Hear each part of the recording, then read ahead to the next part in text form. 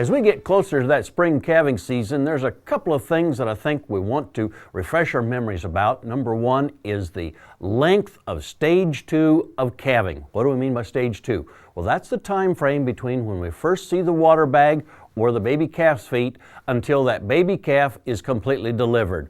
We know that in the first calf heifer, having her first baby, if everything's going to be okay and normal, it should happen within about an hour.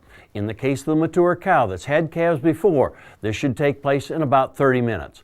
Allowing these cows to go much longer than that, having a real prolonged, difficult stage 2, has two very detrimental aspects. Number one, the effect that it has on the cow.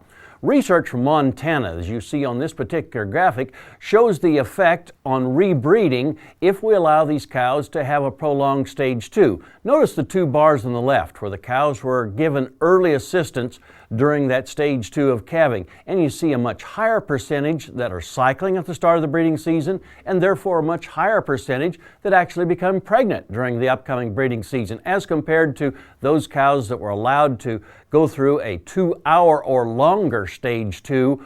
You see on the right-hand side, then there's a lower percentage that are cycling at the start of the breeding season, and consequently a much lower pregnancy percentage. The other aspect of allowing these cows to have a prolonged stage 2 is the effect it has on the calf.